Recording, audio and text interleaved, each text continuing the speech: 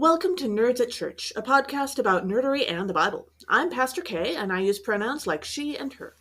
And I'm Pastor Emily, and my pronouns are they, them, theirs. And I'm Andrew, and I use pronouns like he and him. In this episode, we'll discuss the first Sunday in Lent, which this year falls on February 26th.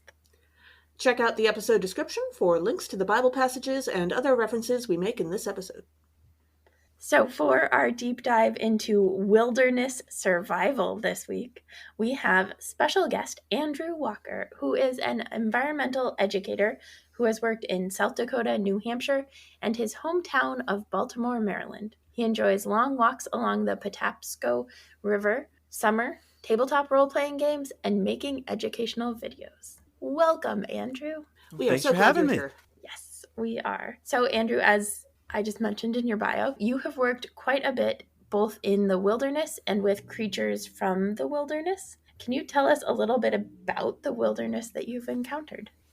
Absolutely. And one thing I want to point out about the wilderness is it's such a vast, it's a huge concept. It means different things to different people and has, throughout time. A lot of times, like wilderness, especially in like the Western European model that, founded the United States, wilderness was a contrast against civilization. Civilization was good and safe and right, and wilderness was like scary and wrong. And thankfully, that notion has changed a lot in the last few hundred years. Because wilderness, it is wild, it is untamed, but it has garnered a really appreciation in our modern society, which is really great. Also, sometimes civilization is really scary. Yeah, and honestly, I think a lot of people now the wilderness is where you go to get your solitude, your tranquility, your relaxation, and a society where the civilization part is the stressful bit. Yeah, it helps that at least for the most part we're less worried about being eaten by wolves than our ancestors were. Actually, in the Wilderness Act was kind of a federal nerd thing of me to do, but an area where Earth and its community of life are untrammeled by man, where man himself is a visitor who does not remain. Which I think is a really cool way of thinking of the wild places in our world, whether or not they are technically federal wildernesses, which is a technical federal designation now, where if you were going to a national park, part of it might be a wilderness, an area that has no permanent human either occupation or built landscape. So sometimes you'll see on national parks 70% wilderness, or they used to call it 70% backcountry areas that don't have marked trails. Yeah, you get your backcountry permit if you're going out on a hike deep into a park somewhere. Personally, I've had a lot of fortune to travel around the United States. I've gotten out into the western alpine areas like Glacier National Park in northern Montana. I spent quite a bit of time in South Dakota, where they have these wonderful prairie ecosystems as well as these kind of very emblematic badlands. You feel like you're in a western movie, going through this kind of parched, dry landscape. And also the New England mountains, where at the bottom of the mountain it could be 60 degrees. We get to the top, it is below freezing. And the wind chill is, I have a buddy who still lives in New Hampshire, and at the top of Mount Washington, which to be fair is the tallest mountain in the state and holds the highest wind record in the United States, it was negative 100 real feel at the top of the mountain, which again, not a place that people hang out except for the weather monitors who have a permanent station at the top.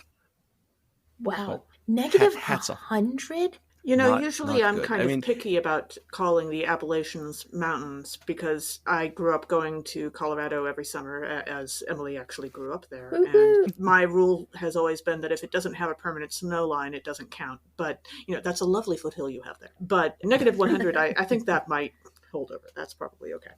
So. Yeah, not great. Again, wind chill is a heck of a thing. It's true.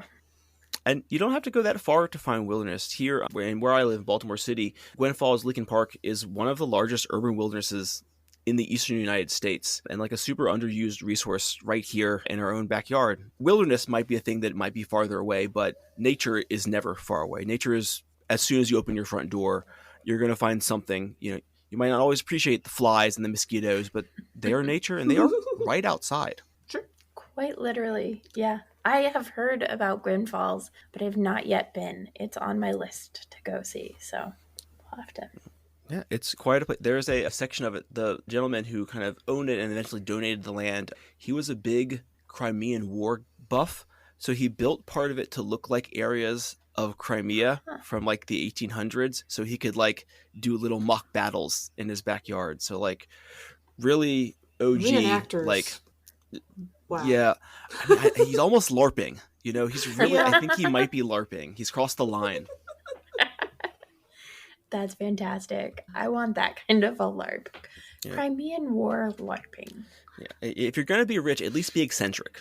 Yeah. Exactly. Yeah. So, are there any common wilderness myths that you would like to bust for us? For example, I have heard from various people that moss actually does grow on all sides of trees rather than just the north side, but also that, like the old rule of follow a river, sometimes that is actually helpful if you get lost. Yeah.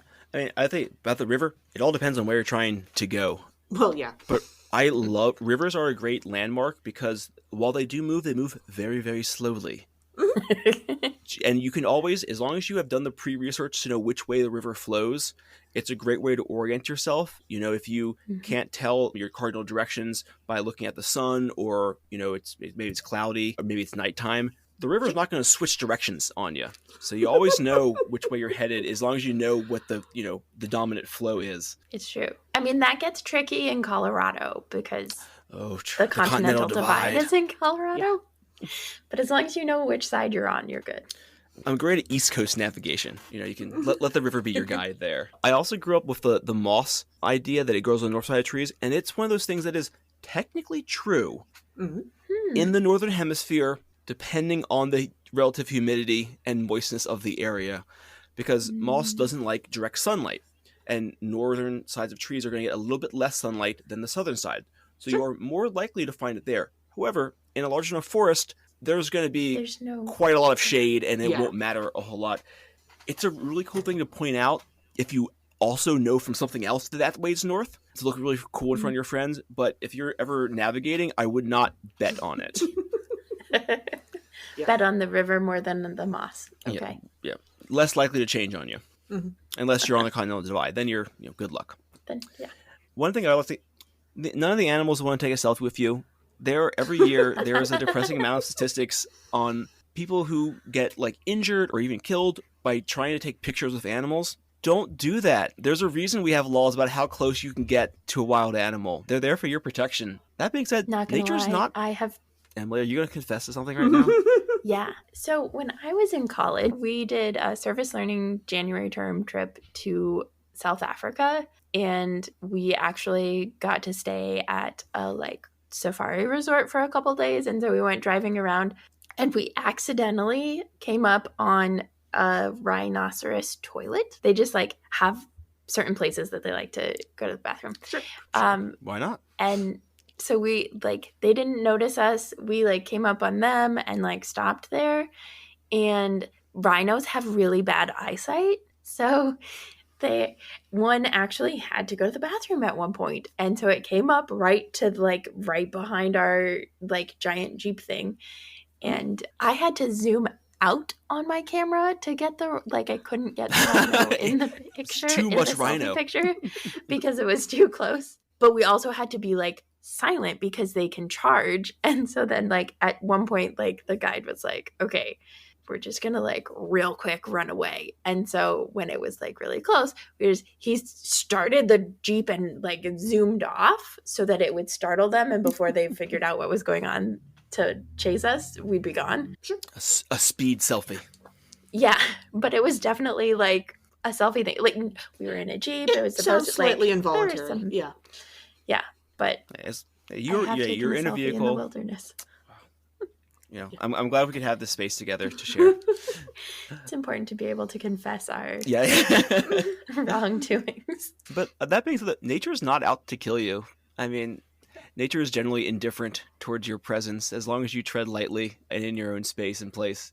Most of the animals will just let you pass on by.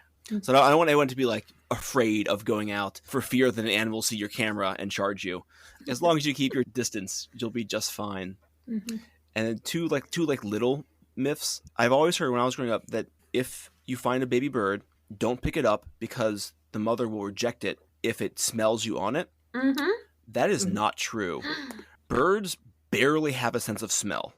Oh, all those baby birds that could have lived better. I think this is something that was invented by parents because they didn't want their children to pick up baby Mm. birds. And bring them home.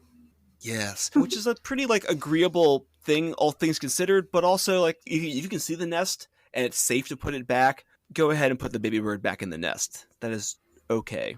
Don't let the toddler try to With climb the proper tree to put the adult baby bird supervision. back, because Yes. that's a whole different thing.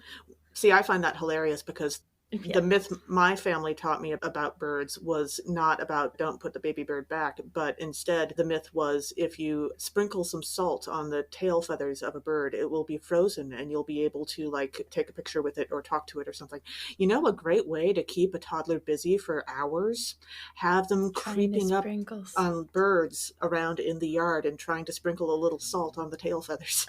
And I was busy for years. That was and completely silent because you don't want to scare the birds away. this is a great That parenting is strategy. brilliant. I'm here for it. Keep notes. Smart stuff. Any of our dear nerds, if you try this with your children, let us know how it goes. Yeah, I Take guarantee a pictures. toddler's not actually going to be able to get that close. And what my last myth to debunk is you do not get warts from touching toads. Warts come from viruses, not from toads. Okay, and I don't turn anybody into like a prince or a princess or a princex by kissing it either. The scientific literature is silent on the issue of amphibian kisses, so we need more research. Okay. But there okay, are some we can toads or research. frogs that if you kiss that them, being you'll said- get poisoned, right?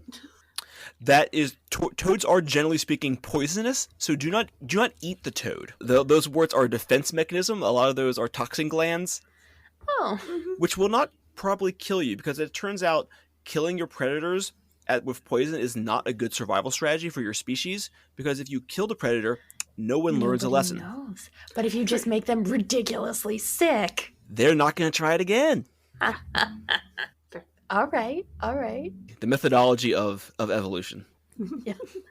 Any other myths that need busting? This one goes after childhood self. There's actually very little evidence, or if any, that you will get deadly cramps if you swim after eating. Huh. That being said, like, it's not like a bad idea to wait. If anything, you might just like feel kind of bloaty, but there is no evidence of cramping leading to death and drowning. But also having your children sit quietly after they've been running around at the beach has its own value, I am sure, from the parental standpoint. Sure. Yeah. Fascinating. Now I'm questioning everything right now. Yeah. How much Because- of the things we were told as a children was just to keep you quiet and like safe? Right? Quiet and occupied. Yes. Oh, the brainwashing. So when you think about trying to survive in the wilderness, what are the most important things that a person needs to know or be aware of? The number one thing is be prepared. Scar in the Girl Lion Scout King. model. Or that, Be Scar, the Girl Scout. Yes. Don't mix I'm those sure two. they'd love the comparison. Terrible combination. All You can't have them both. No.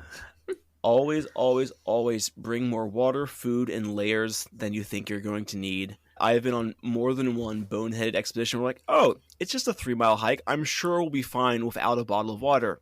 No. No. It's never Never a good leave the idea. water behind. No. You're gonna need that. Yep. Yep, I Like, did that you're- once. and- Not even in the wilderness. I was just trying to walk to the train to go downtown.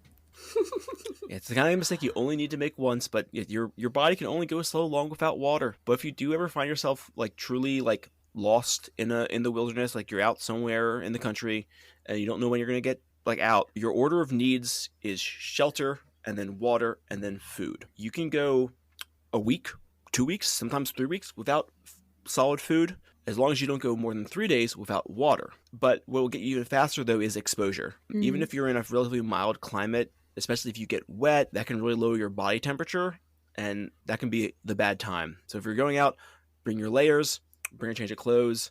I always pack heavy. I know that's not a popular thing in the hiking community, but I'd rather have an extra 5 pounds on my back than ever be in a situation where I was like, oh man, if only I had, which also tells you what kind of packer I am for vacation. It's a heavy bag going with me on the airplane. So, are you a person who follows the rule of cotton kills or not? I love my natural fibers. Sure. There's a time and a place for your wicking fabrics, but I find as long as you're well layered enough, you'll be just fine. It also, if you're going to be sweating to the bone, that might be a different story. But if you're out on a nice hike, you'll be just fine. Interesting. So now I'm thinking about Jesus in the wilderness, which is, of course, why we're doing a wilderness survival deep dive, because that was the desert wilderness. And so that's an even more extreme, like as much as even in temperate climates, the temperature at least can change a significant amount from daytime sun to nighttime cloudless skies. The desert does it even more extremely, right? It's where the hot is hotter and the night is colder. And yeah, so the shelter aspect, I never thought of that as being the first thing to figure out. Yeah, there's a reason why so many desert animals are like strictly either diurnal or nocturnal, and generally the larger they are, the more likely they are to be nocturnal. I like to think of like kangaroos living in the Australian outback, which parts of it are true desert, parts of it are not. They are almost totally nocturnal because during the hottest part of the day, they want to be lying under a bush or a tree. They'll even like dig down to get to a cooler layer of soil underneath them. In desert situations, they do this thing where they lick their like forearms because they can't sweat or perspire as we do. They need to pant, so they lick their arms and then hold them out, and that kind of like helps cool them down.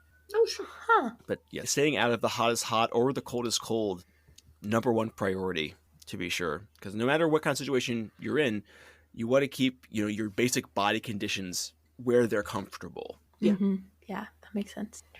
What else when you're lost in the wilderness or trying to survive it? This one kind of goes along with things that we were told as children but this time they're actually good advice. If you get lost, generally speaking, stay where you are. If you're in a place that you're lost, but you are safe, you want to signal. As long as you know that help is coming, or you have a relative assumption that it is coming, you want to have your mirror, maybe a little bit of a whistle. If you think that there are folks nearby-ish that might not be able to hear you, you also can only yell for so many, times before you get hoarse.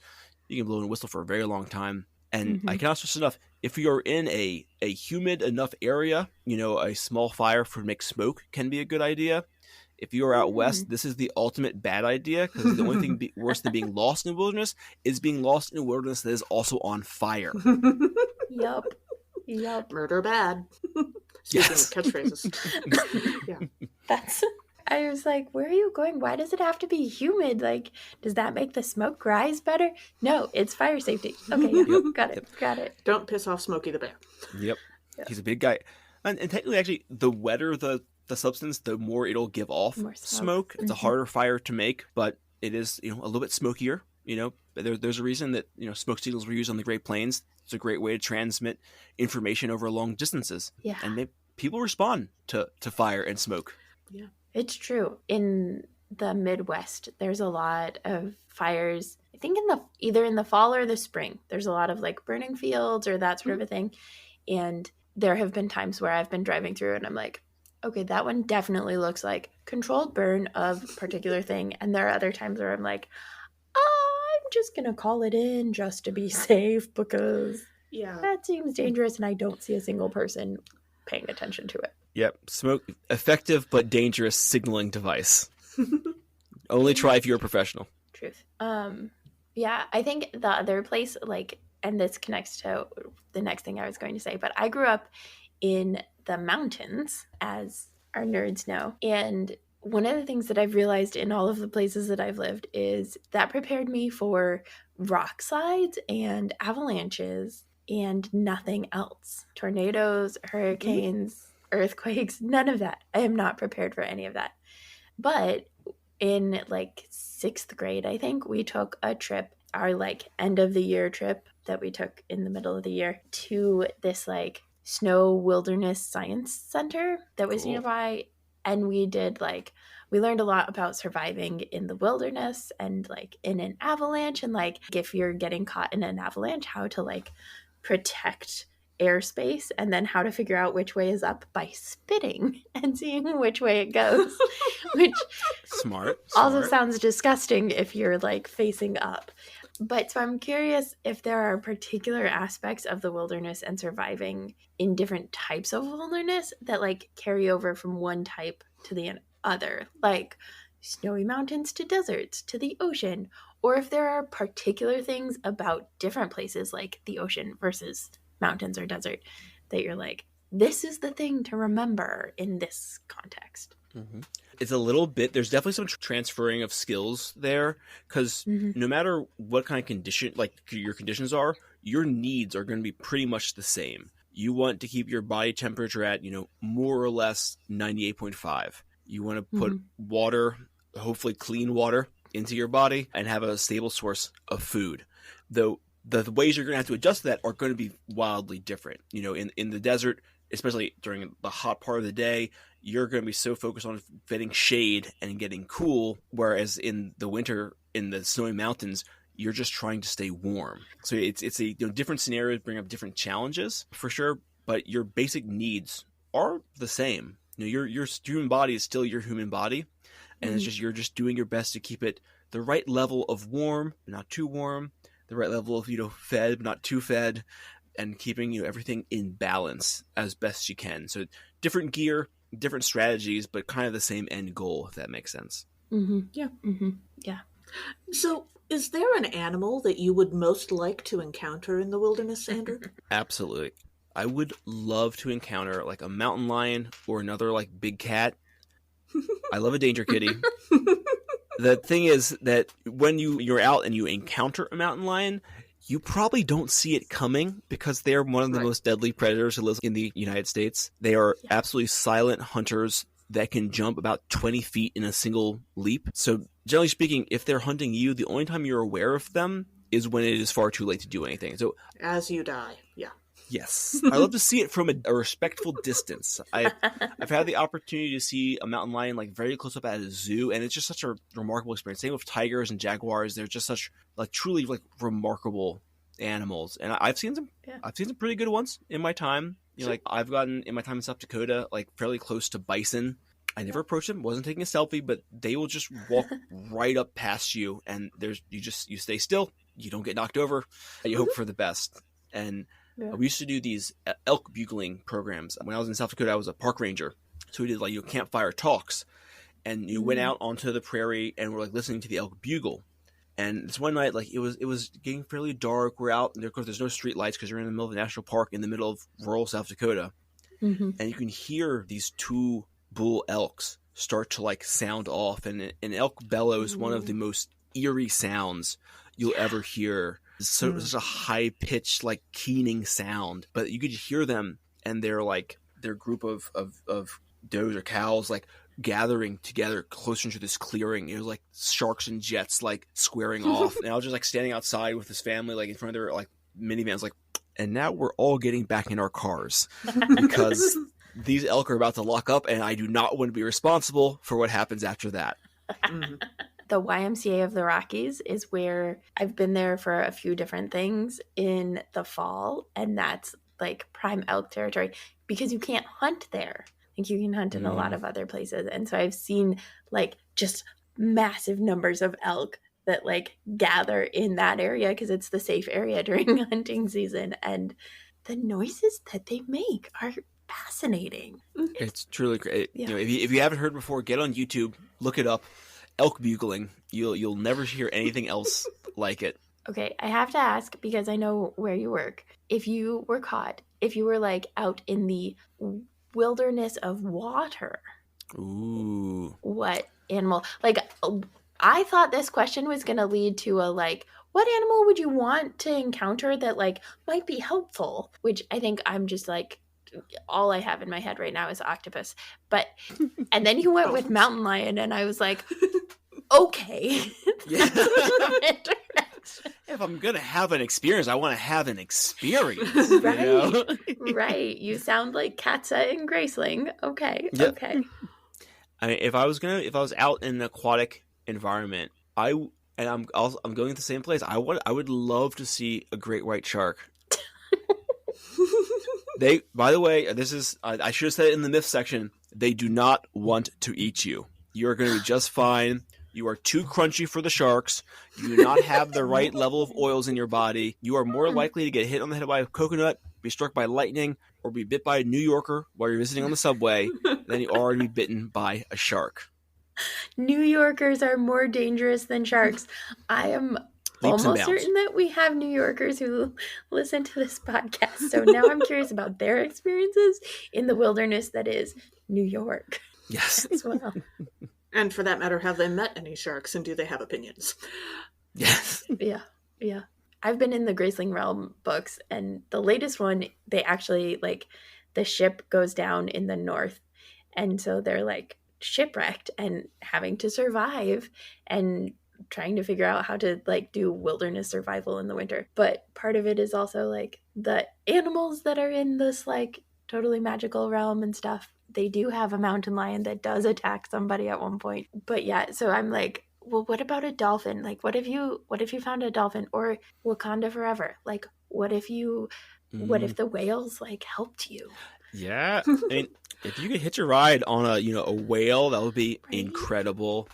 Dolphins, divisive in my field of study because they get a Ooh. lot of glory. They're very fancy, and they have like a 50-50 like reputation. If you're like shipwrecked and you see a dolphin, there's like a half a chance that it's gonna like, hey, get on my back. We're going home. Like I got you. But then there's also like the let's play, and like there's so many stories of like dolphins like just like, oh, you're in my exhibit, you are breathing in, you have all these bubbles coming out, and just like taking the like rebreather mouthpiece out of divers' mouths. So like, what is this? I would like to see it. And the only I don't have hands, so the only thing I have to touch is my mouth. So I'm just gonna grab that from you. Oh dear. They're curious I love creatures. Yes. That is brilliant. I had never heard a story like that about dolphins. Oh goodness. Yeah. And octopus get their bad reputation. Yeah. Also, if anyone is interested in a book that involves magic and has both whales and a great white shark in starring roles, Deep Wizardry is the second book of Diane Duane's So You Want to Be a Wizard series, which is a lovely and non-transphobic series about magic and children learning to be wizards. And the Gotta second love book when the author's involves not a jerk. wizards who are whales and also a magical great white shark. That sounds I awesome. love that. Yeah. I love that series so much.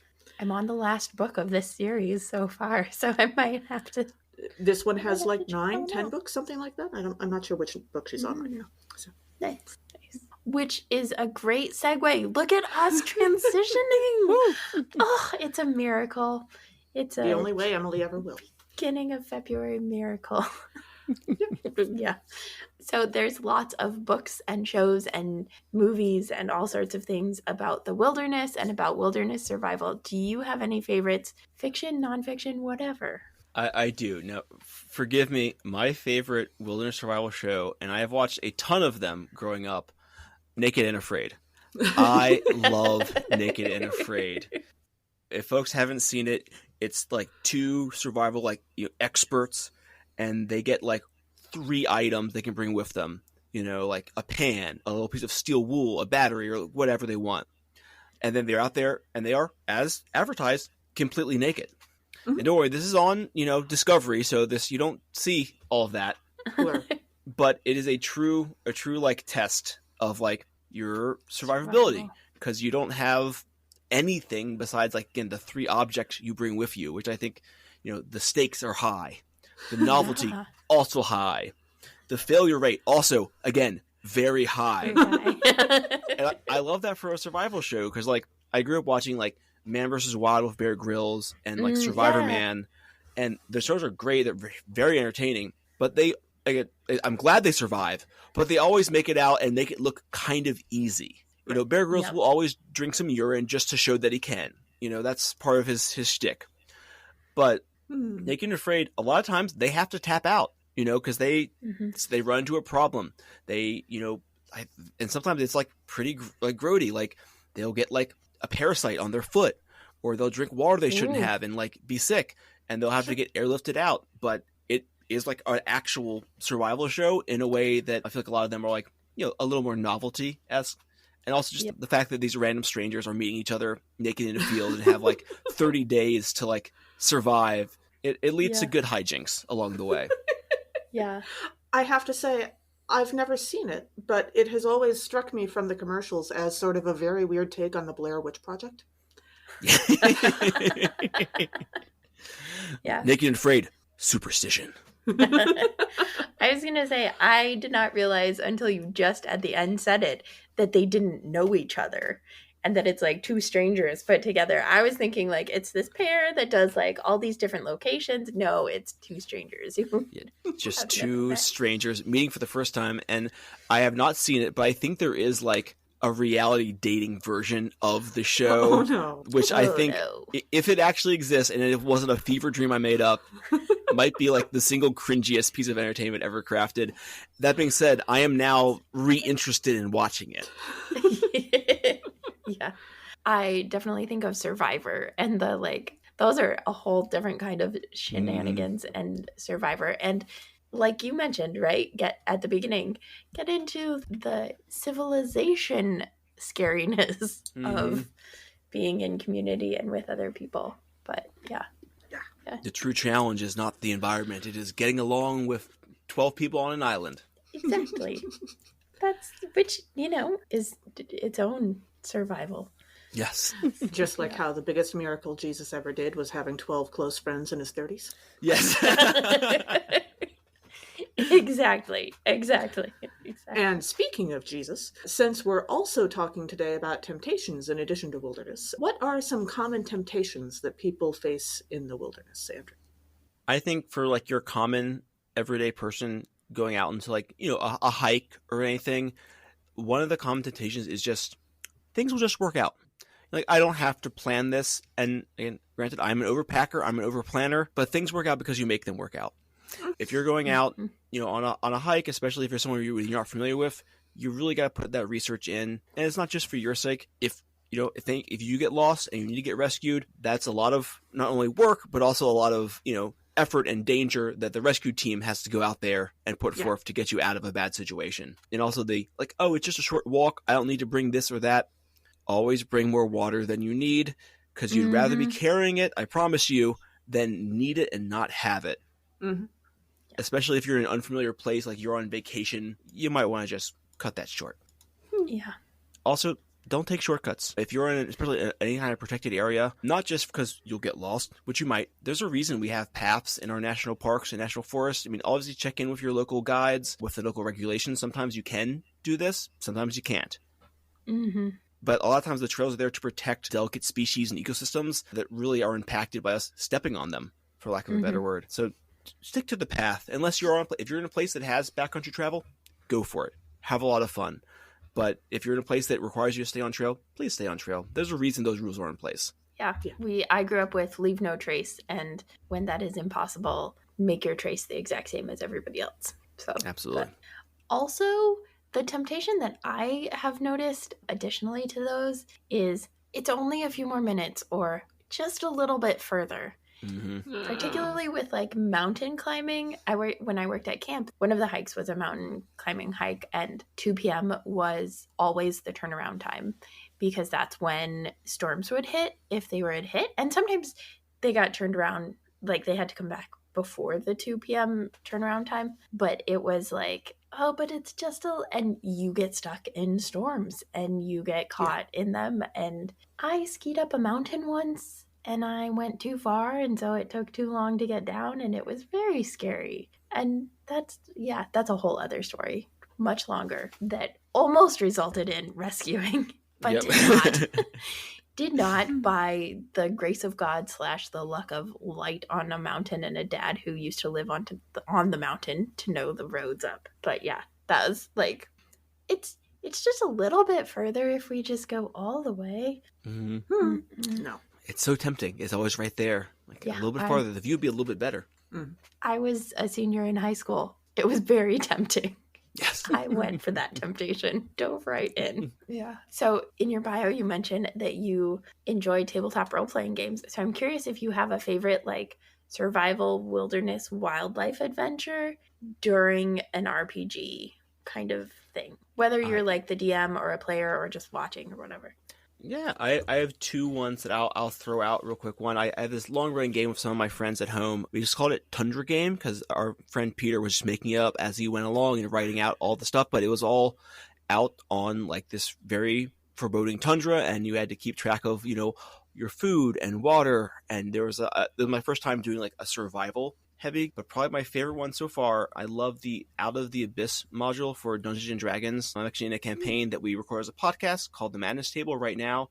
Mm. And we cut out a lot of the fluff of like how much water are you carrying for the podcast, but essentially you're in this massive subterranean system miles beneath the surface, and you have no idea how to get out. And I love not only the aspect of, finding your way out and, finding ways to survive and thrive, but also you have these wonderful experiences exploring a place that, in real ways doesn't really exist on planet Earth. Mm-hmm. A lot of times in fantasy gaming, it's very much like, oh, this is fantasy Western Europe or fantasy the Middle East. Or if you're very lucky and think outside the box, a fantasy pre-colonization or non-colonized North America. But this is a cave system that is impossible to exist in our real world. And so there's so many super fun things and great creativity that can come both from the writers and also from, the dungeon masters, the folks running the games. There's so much cool stuff you can put into a world that we have a little bit of here and there in our real world, but really fleshing that out in, wonderful ways that involve,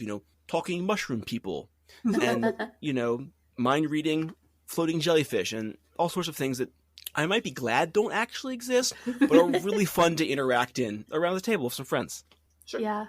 Yeah, that's fantastic. I've never played an RPG where we actually have to keep really close count of our resources in that way. It's just kind of a we're going to default assume that you have these things unless otherwise stated. But there was one, I was a bard in my first ever one, and I would communicate with animals through music.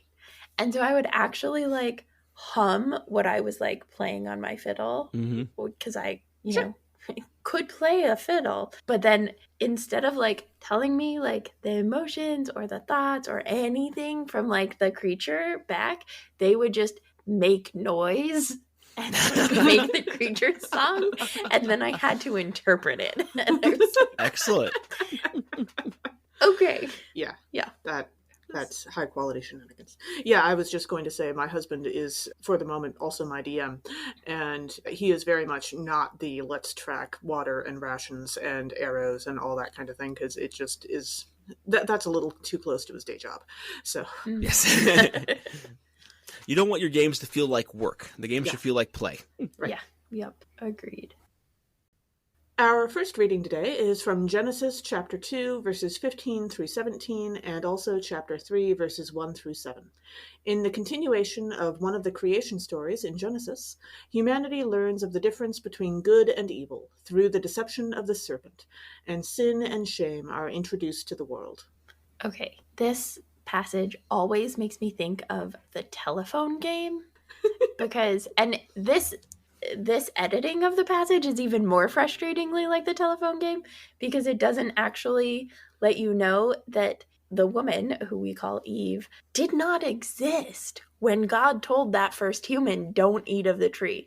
So there's a lack of clear and direct communication that happens, but it's God to the first human, don't eat the tree. The first human somehow communicates that to Eve, Adam and Eve, however you want to figure out that it is.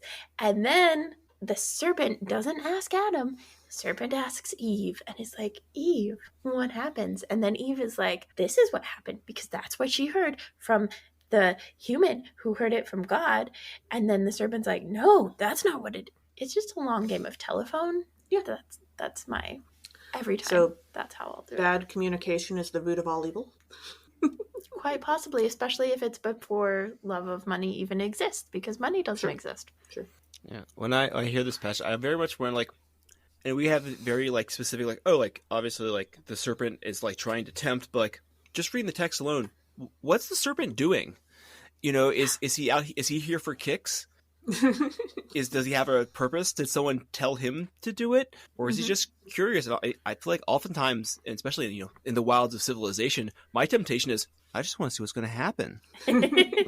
Chaos. Spoken Yay. like a true RPG player. Yes.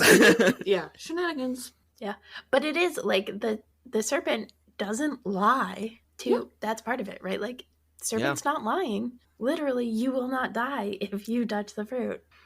Yeah, I'm a big fan of Neil Gaiman's The Sandman comic series, and I really and it's also what spawned the now Netflix series Lucifer, which is very sympathetic appropriation of Lucifer. But I very much get that vibe from Neil Gaiman's portrayal of Lucifer. It's like I'm just here, I'm not I'm doing like what this is my job, Yeah. It's there's no malice there. It's just what I'm around to do. That's what I do. Yeah. Yeah. Insert chaos. Indeed. So in chapter 2, verse 17, we read, "But of the tree of the knowledge of good and evil you shall not eat, for in the day that you eat of it you shall die." Again, not literally, but we'll get there. And I read this verse, and one of my favorite memes that I've recently seen on social media goes something like, "The boss says, your assignment is to describe a tree as simply and briefly as possible," and J.R.R. Tolkien responds, "No." Because Tolkien described trees and woodlands and all sorts of other things with lengthy and loving detail. And so this is a rare moment when I actually want that trait in our biblical author, because I am totally up for a more detailed and extensive description of this particular tree. Also the tree of life, that would be fine. Yeah. And this tree as described by Tolkien would be amazing. So, that would involve some serious time travel, but I think Tolkien would enjoy it. So, yeah, we could put the doctor on it. It's an option. Sure. Yeah, he'd be up for the challenge, I'm sure. Yeah. Also, I love that because then we'd actually know what fruit it was. Yes. Right? Yes. Was it really a pomegranate? Who knows? Or a date or a fig, but not an apple. Yeah, definitely not an apple. What fruit can I blame for original sin? Kiwis. I mean... I was going to say, I wouldn't mind blaming a red delicious apple for original sin because they are not delicious. Mm-hmm. So that but not a feels Honeycrisp. There's There's no but way not it's a Honeycrisp. No. Honeycrisps are a Honeycrisp can do no wrong. That's exactly. And the Granny Smiths are really just there to make pies with. So that's true. And who doesn't love a pie? Yeah. Right? We have a bunch of pies in our house right now. It's delightful. It's a great way to be. Yeah. And then in chapter 3, verse 3, the woman responds to the serpent and says, "But God said, you shall not eat of the fruit of the tree that is in the middle of the garden, nor shall you touch it, or you shall die." And this is an example of a woman saying not the truth, but if this were Katniss, we would definitely be following every single thing that she said, because when she said you cannot and shouldn't even really touch Nightlock, it's because you could die, and she saved Peeta's life. So, if her name's Katniss, then probably listen. Yeah. Katniss for a casting of Eve. Oh my gosh, that would actually be really cool. Yeah, maybe. We could. Not a other. Muppet, but we'll work on it. Yep. That's a whole other level of let's make a Muppets musical of not just casting Muppets or token human actors, but the character that the actor plays as this one. Specifically. Yeah. Now I'm intrigued. We're gonna someday let's make a Muppets musical. It's gonna get super complicated because also now I'm thinking about role-playing games with Muppets, and it's a whole thing. And I don't think we've cast Adam or Eve yet. So I don't think we have because we haven't had that. Yeah. Now I gotta think about it. Our second reading for this episode is Romans chapter 5, verses 12 through 19. Paul points out that because humanity is capable of understanding the difference between good and evil, explained in the story that we heard in Genesis 3, we are capable of sin and in need of both law and grace. So one of the themes that comes up a bunch in this reading is actually death, specifically the power of death, which is something that we talk about theologically a lot. And we did, in fact, do a deep dive for our All Saints episode last year on death.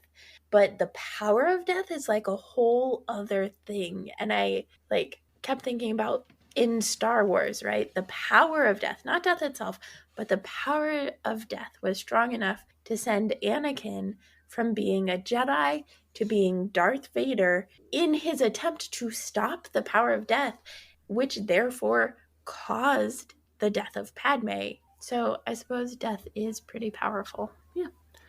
Yeah, and this reading made me like think of I've read the Stormlight Archive series, where like people who have defied death are a big plot point in some of the later books, because there's folks who have been alive for thousands of years and they're totally unmoored, because death is a natural part of life, and to linger in the world and not have that as a part of your existence, it really brings out like, this could be a very bad thing for you if you were just kept living and your consequences were null and void. It would really, you wouldn't be quite the same person you started out 1,000 years ago as. Yeah, no. Yeah. That's like in Tuck Everlasting, which I read, I think, in elementary school, maybe. Yes. Right. Or The Good Place. Spoilers if you have not watched the whole series. But like towards the end of The Good Place, that's part of it that comes out, is what happens when there is no end. Yeah. In Tuck Everlasting, I always think at the end about the frog, or was it a toad, they got that drop of the whatever the tuck thing is, and like, because the one girl like, she's like, oh, I'm not gonna be part of this, which is probably very wise, but now somewhere out there in the Tuck Everlasting world, there's a frog hopping around who just cannot die. I have not thought of that. I haven't read them in forever, but I had not thought about that. And yeah, that would be an interesting, we're in the realm of spin-offs now in the world where everything gets a spin-off. So having a spin-off of the like frog, and the frog could then encounter other frogs. So it could do like Princess and the Frog, it could do Frog and Toad, like, and just like hop into all of these other stories. Oh my gosh, that would be amazing. Just go narrative surfing. It's a great time. Yeah, it sounds like As Daniel Tiger is the spin-off of Mr. Rogers' Neighborhood, because Daniel Tiger is the child of a couple of characters in Mr. Rogers' Neighborhood. That sounds like the takeoff on Tuck Everlasting in the same way. Yeah. Brilliant idea, Andrew. Now you just we'll put you on writing that story. I'll get right on it. It's probably the public domain soon. We'll see. And then in verse 12a, we read, "Therefore, just as sin came into the world through one man." And I just like to take these moments where Paul actually says something useful or helpful and point them out, because, so often we wind up yelling at Paul, and that feels unfair. And so Paul, who was a very well-educated Jewish scholar and a leading theologian of the early church, and who therefore you would hope would know, is very clear that sin is actually Adam's fault and not Eve's, according to the creation story in the Bible. And so this sort of sounds like Han Solo to me, because Han Solo, of course, was actually wrong several of the times that he yelled, "It's not my fault," in the Star Wars movies. It often actually was his fault, and I think Adam needs a little bit of that spirit to him too. So yeah. So I was looking at it, and I looked at verse 14 where it says, "Yet death exercised dominion from Adam to Moses, even over those whose sins were not like the transgression of Adam, who is a type of the one who was to come." And okay, I haven't actually seen the Terminator movies, but in my head, this seems like they're talking about the Terminator, because one comes and then another one, and they're each a type of the one to come, a type of this like massive killing machine human person thing, but not exact. So now Adam and Moses are both Terminators for me. But which one has the 1980s hair? Which one's T2? Which one's T3? Right? More research is needed. Obviously. Yeah. Like any research, actually. Yeah. Watching the movies even once. And then our gospel reading for this episode is from Matthew chapter 4, verses 1 through 11. After fasting for 40 days, Jesus is tempted through food, proof texting tests for God, and worldly power. So one of the themes in this passage is obviously temptation. And as I've already confessed multiple times on this podcast, and also already on this episode, I'm in the midst of the Graceling Realm books, and I love them. And the newest one, Sea Sparrow, it just recently came out, but part of it that is even on the inside cover, so I don't feel like I'm spoiling things, is that they get stranded while sailing home. And they're in like the north, and it's cold and wintry and all of those things. And they run low on food. And the main character, Hava, definitely is tempted. And she talks about it because we have like her first person narrative. And so she talks about being tempted when she's the one carrying all the food, because they're rotating everything and they're rationing So nobody's getting enough food, but she definitely has lots of temptation, which dies down as she continues to care for these baby foxes, which is adorable. But Oh, the temptation is real when you have access to food that Absolutely. nobody else does. yeah.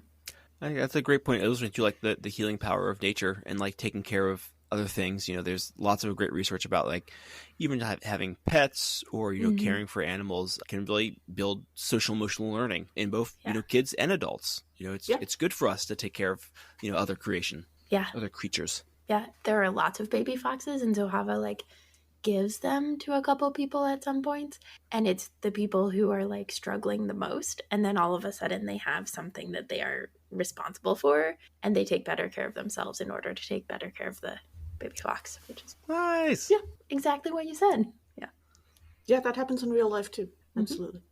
Yeah, when I was thinking about like the temptation in this book, it very much reminds me of like that part of like the hero's journey that's represented in like so many parts of fiction. But like this is the test portion. Everything's led up to this big moment. Whether you're Luke Skywalker going down the trench in the Death Star, like this is the moment we've been waiting for. Yeah. In our story, it's not quite the end yet. That's not really what we're working towards, but it is rising, action or whatever the literary term might be. Sure. Yeah. And then in verse 7, we read, Jesus said to him, "Again, it is written, do not put the Lord your God to the test." Now, I feel like in general, Christianity is pretty well agreed, and probably other faiths that like believe in any God, is pretty well agreed that testing God is not going to work out well for you. But also, the aspect of this that I feel like we never talk about is that there also must be like different levels of tests for God, right? Mm. Like the whole jumping off the temple thing that Jesus is presented with, that would have been like a pop quiz level of testing. Like God has to get one answer exactly right or completely fail in a very short amount of time. Yeah. Whereas, say, like an emotionally heavy relationship conversation with your partner that you've done absolutely no prep work for, but desperately want to get through in a competent kind of way, that one feels like more of a midterm level of testing God. Praying that the Holy Spirit will steer you in the right direction for the next hour or so, and then you'll be okay. And I feel like the vast majority of cishet white guys on sitcoms have probably gone through this, and I'm especially thinking of Ross from Friends. Like, he does like a dozen of those, let's be honest. Oh, he's bad at them too. Yeah, Yep. so bad. And whereas I'm sure that there have also probably been people who have tried to copy Jesus and wander the wilderness for 40 days with no apparent prep work. And that one strikes me as more like dissertation level of testing God. And that is a terrible idea. Just don't do that. Just no. That's like that one. Didn't you talk about this one guy who was like gonna bike all over the country or something? Oh, I was thinking about that guy earlier. So there was an NPR interview that I listened to while I was driving somewhere like 5 years ago, and I don't remember the guy's name anymore, but he was fascinated by this woman who had spent decades walking across America and talking to people about peace. There was a catchphrase that she had that was like, it was her mission for peace. She did this until she was like 80 something years old, and then she died. And she carried very few belongings with her, and she made this her life's mission. And she did a fantastic job, and she got a lot of people interested in it. And so this young man who was, just out of college decided he wanted to do the same thing. And he sold all his belongings, and he decided to set out and gave away the money that he had made from his belongings. And the thing is, he decided to set out in Massachusetts in, I think, February, actually. Oh no.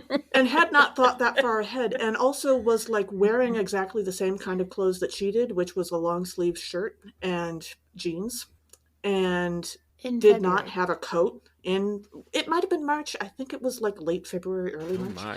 Either way. And like the vast incompetency displayed and like intentional ignorance, willful ignorance, just, I don't think I actually screamed at my car radio, but it was a close run thing. And so he did this for 3 days. Some poor college student who he met in a McDonald's gave him his sweatshirt in a desperate attempt to try to make sure this guy didn't freeze to death. I'm sure he probably never found the college student to give the sweatshirt back. And then after 3 days, he called his mom from a payphone and said, "Okay, I'm sorry, please come get me." and gave up. And then, like 3 months later, is doing this NPR interview, and it's weaponized incompetence to a level that I can't even begin to comprehend. And yet, Yeah, it's this failing upper middle off. class white guy is exactly the kind of person that would do this and wind up on NPR. Anyway, I'm still pissed Yeah. off. And probably has written a book by now about it. Yeah, I think he was on NPR to promote the book. Yeah. Yeah. If I could insert a successful person who has done something like this, there's Yes, a wonderful environmental speaker named John Francis, and he, after seeing an oil spill off the coast of California, he decided that he was going to make the fundamental, like, life-changing decision to never get in a car again, something he did for the next 22 years.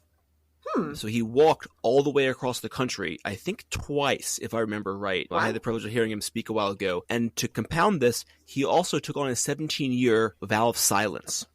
Ooh. So he is walking all the way across the country. I believe this is in like the 60s or 70s without speaking, but finding somehow some way to spread environmental messaging and friendship along the way. And the story, one of the stories that really stuck out to me, he spent a winter in South Dakota, which is, a blisteringly cold place. And he actually ended up just hanging out with a family there. They just took him in, and they would have these gatherings where you'd have these white families and these Native American families joining together to be around this black man who had walked across the country, who none of them could speak to, but had this just reverberance of presence that made people, want to be around him and kind of come together. Oh, which is I think really cool. And he's written a good book about it.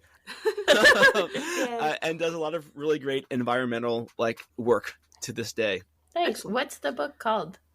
Do you know? It's Planet Walk, or Planet Walker, which is kind of his, I guess technically his trail name, though perhaps he never uttered it until much, much later. He would go on to be a professor while still doing his vow of silence. He's quite the guy. He's quite the guy. Yeah.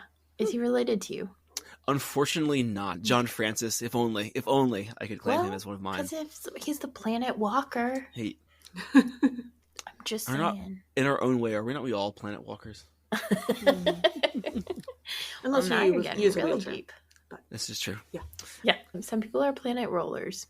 Mm-hmm. Yeah. I thought you were going to when you started talking about testing God, I was like, is this can you make a microwave burrito that's too hot to eat?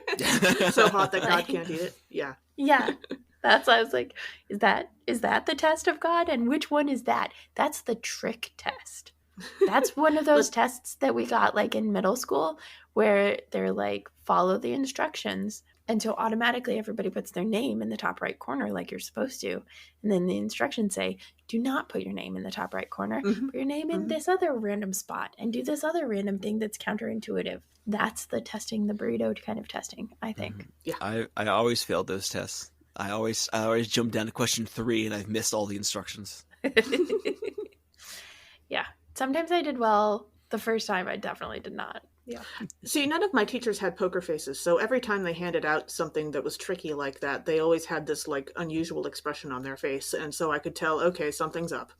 And they had then a I looked smirk a little that extra said, close. "Pay attention." Yeah, that's fair. And then in verse 8, we read, "Again, the devil took Jesus to a very high mountain and showed him all the kingdoms of the world in their splendor." And I went to the Lion King with this of Mufasa and Simba, and everything the light touches will be yours. So, Absolutely. Just looking down on all the kingdom, except for there. That's the Shadowland. The elephant graveyard. Yes. Yeah. And now, for our wildest segment, let's make a Muppets musical. Woo! So, Andrew, have you thought of any either token humans or Muppets or whatever that you would like to cast for this episode? I do have a Muppet for us, and it's actually coming from that verse 8 section, look down upon this, and I get it's Kermit and Dark Kermit from the meme, which is Kermit wearing a cloak. I feel that's and the kind the of one temptation. with the mole, the Kermit with the mole. Yeah, I'm not you, I'm different. I very much get that vibe from this passage of I don't know, I don't know if you've already cast Jesus in any of your Muppet casting, but I feel like Kermit in this moment is a pretty good Jesus for me. Maybe it's because he's just, main character energy from our green friend. It's true. It's true. Sure, absolutely. Kermit does give off like main character energy. We've cast Jesus a couple times, I think. For a while, we were not because we didn't want to jump too quickly into casting Kermit. Yeah. But I do love the like sinister of like evil Kermit and Kermit. Yeah, that's a good one. Kay, did you have a? Well, I was jumping back to the Adam and Eve text, and I was thinking to myself, okay, so for Lutherans, we have this concept of we try to cast things that other people do in the best possible light. Like, don't ignore the truth, but also, like, there could be a reason you're not aware of. So try not to assume that people are doing things for bad reasons. And so I was thinking about what would be the best possible light for Adam's, giant mess up in this text of not communicating properly. And I think Adam has to be a himbo. Like a guy who is just not very bright, well-meaning, not very good at communicating, very possibly very, like physically adept, whatever. And I was trying to think of a Muppet who would suit that. And I was having a little trouble coming up with one because, like, there are several Muppets that aren't very smart, but I wouldn't necessarily cast any of them as himbos. And so I Googled it, and lo and behold, it turns out that Dr. Bunsen Honeydew apparently had an incident where he became himbo Honeydew. And he's in this like wrestling costume and he has these giant muscles, and I don't know how that happened, but the pictures are amazing. So so I am very much struck by that for the moment. Yeah. I was thinking of when you mentioned a himbo, I was like, oh, so like the receptionist in the 2016 Ghostbusters, which is partly because that's our next season for Horror Nerds at Church, but like yes, no, absolutely. The first picture that came into my head was Kevin from the new Ghostbusters movie, as played by Christopher Hemsworth. But also, like, I'm very clear that Adam should probably not be white, let's be honest. So It's true. Also, not so fun fact, that's not the newest Ghostbusters anymore. They came out with one in 2021. Oh, that's right. Time is passing us by. To everyone. But yeah. Okay, but then I also have to ask, like, because we're talking about wilderness survival, if you are trying to survive in the wilderness, who is the one Muppet you want with you? I would pick Miss Piggy. And the reason I feel is she is such a force of nature herself that she would just impose order and will on whatever was happening. Absolutely. She would tell me to go find food, and by golly, I would find some food. I cannot let down Miss Piggy. Right, just because she told you is the only reason why you would do it. Yeah. How about you, Emily? Did you have anyone you wanted to cast? Well, I was thinking about the receptionist in Ghostbusters, for sure. But I do think that in the Temptations, I'm curious because I think, like, the temptation, which Muppet would be most tempted by which thing would be interesting. Mm-hmm. Right? Sure. So, like, Sam Eagle, who all you dear nerds know that I do not have a soft spot in my heart for Sam Eagle. Sam Eagle would be, like, tempted by having the rule over all of the kingdoms, right? Mm-hmm. Because he is the, like, embodiment of the United States, which is global empire colonialism. But then I wasn't sure about, like, who would be most tempted to, like, test God to see if God would catch them if they fell. And who would be most tempted by the food? Cookie Monster would probably be most tempted by the food. I mean, either him or the Swedish chef. Yep. The Swedish chef wouldn't be interested in eating the food. The Swedish chef would be interested in chopping it into tiny pieces with knives, but still. Yeah, but I don't know about the second one. I think Statler and Waldorf are a dark horse candidate for me because they just love being right about stuff so much. Yes. Yeah, that's true. Okay, and then, Kay, if you were trying to survive the wilderness. Well, I'll be honest with you. The first thought that I had when it came to surviving in the wilderness because of our earlier conversation was that actually there are a couple of different people who have put together stats for working Muppet characters as a race in D&D. That's true. And yes. I'm actually, like, I'm less interested in having a specific Muppet with me while I try to survive in the wilderness, as I am tempted to play a Muppet in D&D, because some of these methods are pretty fantastic. You can Google that, and there's, I think, 2 fairly well fleshed out ways of playing a Muppet character in D&D, and I don't know that I'm going to be able to talk my DM into it, but I would really love to. I have threatened to play an artificer alchemist whose main method of alchemy is cooking, and then also, have these Yes. whether or not I'm playing a Muppet race character, and so we'll see how that goes. But That's fantastic. I wish you luck in this endeavor. Great. I was like, oh, I want to be Oscar the Grouch. But that's just hard because then, like, how do you actually move around? Because you literally stay in a trash can all the time. It's a mystery. Yeah. I mean, he does. You just don't see it. It's true. Probably not as great for, like, wilderness travel D&D. I was just thinking it was kind of like the angels in Doctor Who, and they only move when you're not looking at them. And I could see that being a very interesting mechanic for D&D. And now I need an image that is a weeping angel Muppet Oscar the Grouch. In the trash can. In the trash can, obviously. Yeah, obviously. If anybody wants to make that, please do. Because now I'm really getting intrigued by Do not it. stay thy pen. Right. And now Andrew understands why we do this segment. Yes. Yes. If it wasn't already Because stuff like this clear. happens almost every episode. Yes. It's important conversations to have. I basically never prepare Let's Make a Muppets musical Oh, no. There's no because fun it's with that. just way better to come up with it afterwards. But yeah, if I were doing a D&D character, I would probably do Cookie Monster. And I'm just looking for cookies The entire time. hijinks would be amazing. Yes. It would Absolutely. be great. It would be great. But yeah, I think that Aziz and Noor would potentially be really good in the wilderness because I imagine they have had to live through some wilderness stuff, but I would not want to subject them to that. No. If it were like actual wilderness, not just like D&D wilderness. Maybe instead of them being in the wilderness, they could be your, call a friend lifeline phone call. Ooh, yeah. You could call them from the wilderness. Yeah. And that way they could help that would be without great. actually Yeah. being in danger themselves. Yeah, I like that. So, Andrew, any other thoughts on life, the universe, and everything? Yes. Go outside. If you want to. If it's nice out.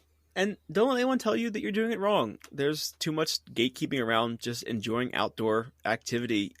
If you want to be on your phone, be on your phone. As long as you're not bothering somebody else, enjoy the outside in whatever way is best for you. It's also so many great benefits to being outside for your mental health, for your physical health, for your skin. Do wear sunscreen if you're going to be out there for a while. But Yes. overall, being more in touch with nature is just good for, I believe, your full human being. So I encourage you to go out and find it. You don't have to travel around the world. You don't have to go, to the ends of the earth. A little patch of grass somewhere near your hometown will do just fine. There's a lot of unexpected, wonderful places, but you'll only know if you go out there and explore them for yourself. Truth. Great. Truth. That is a wonderful other thought. And thank you for joining us, Andrew. This is Yes, absolutely. fantastic. Of course. It's a pleasure. Yeah. And thank you, dear nerds, for joining us. Catch us next time when we'll discuss nerdery connections to the scripture readings for the second Sunday in Lent. This podcast has been produced by us, Emily Ewing and Kay Roloff. For more fun, check us out on Twitter and Facebook at Nerds at Church, or contact us at nerdsatchurch@gmail.com. Also, if you like what you've heard, rate us or leave us a review on Apple Podcasts, Facebook, or wherever you catch your podcasts. If you want access to our uncut guest episodes and interviews, live Q&As, and more, support us on Patreon at patreon.com/nerdsatchurch. It's cheaper than selling all of your possessions and trying to survive in the wilderness. Almost certainly. Yeah, Yeah. Yep. especially if you fail. Yeah. Although it's less likely to make you famous for writing a book and failing up. But Yeah. those requirements are basically that you're like a cishet white guy. So you either are or aren't going to do that anyway. Yeah. Also, let us know on Facebook or Twitter who you would cast for Let's Make a Muppets musical for this episode, or even who you want to survive the wilderness with you. Which Muppet would you choose? Yes. As the ancient Christians said, Pax Pax vobiscum.